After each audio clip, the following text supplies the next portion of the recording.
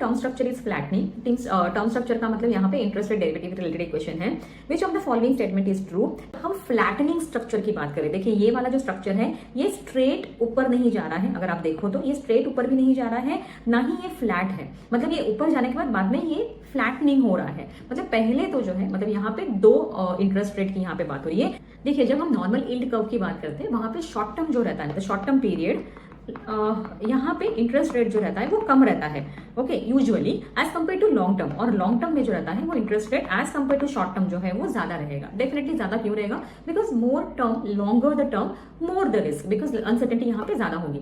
लेकिन flat yield curve जब भी रहता है, दैट मीन्स फ्लैटनिंग जब भी हो रहा है, वो टाइम पे क्या हो रहा है कि 1 साल का बॉन्ड और 10 साल का बॉन्ड जो है दोनों में ऑलमोस्ट सेम रिटर्न मिल रहा है। देखिए यहाँ पे अगर सपोज 1 ईयर बॉन्ड है, इसका इंटरेस्ट रेट जो है वो 7.50% है, और 10 ईयर का जो बॉन्ड है इसका इंटरेस्ट रेट जो है वो 7.80% है। तो यहाँ पे बहुत ज्यादा डिफरेंस जो है वो नहीं है। ऐसे टाइम पे हम बोलेंगे कि ये जो है ये कर्व जो है ये फ्लैटनिंग हो रहा है करके, ओके।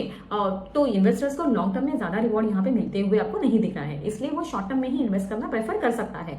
इंडिया में रिसेंट एग्जाम्पल अगर हम देखेंगे तो जब 2022-23 का जो कोविड के टाइम जो इन्फ्लेशन बाद में जो है वो महंगाई बढ़ गई, मतलब कोविड के बाद आरबीआई ने जो है वो रेपो रेट जो है वो बढ़ा दिए। पहले तो जैसे हुआ था कि कोविड के टाइम पे रेसेशनरी पीरियड आ गया था, मतलब बहुत ज्यादा लोग जो है वो खर्च नहीं कर रहे थे, तो आरबीआई ने जो वो इंटरेस्ट रेट जो इनिशियली घटा दिए थे। 2020 से लेके 2022 तक में जो है इंटरेस्ट रेट जो है वो घट रहे थे। उसके बाद सडनली क्या हो गया कि इंटरेस्ट रेट जब भी घटते हैं इकोनॉमी में तो जो चीजें हैं वो सस्ती हो जाती है, लोन सस्ते हो जाते हैं, ईएमआई सस्ते हो जाते हैं डेफिनेटली। तो उसकी वजह से प्रोडक्ट की डिमांड जो है वो बढ़ती है, प्रोडक्ट एंड सर्विसेज हम ज्यादा डिमांड करते हैं। ये तो सिंपल लॉजिक है।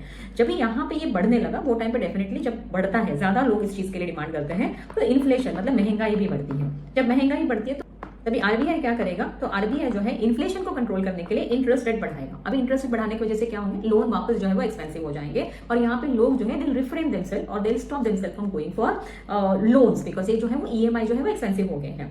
इसकी वजह से क्या हो गया, यहाँ पे 1 ईयर का अगर सपोज आपका जो इंटरेस्ट रेट है वो बढ़ के 7.50 हो गया, और 10 ईयर का तो पहले ही 7.80 था। तो ऐसे केस में जो है ये फ्लैटनिंग टाइप का जो यील्ड कर्व है वो आपको देखने के लिए मिल सकता है। तो आंसर क्या होगा, difference between long term rate and short term rate is falling. Falling का मतलब है बेसिकली वो ब्रिज हो रहा है या नजदीक आ रहे हैं लोग, दोनों दो इंटरेस्ट रेट जो है वो कम, उसके बीच का जो डिफरेंस है वो कम हो रहा है।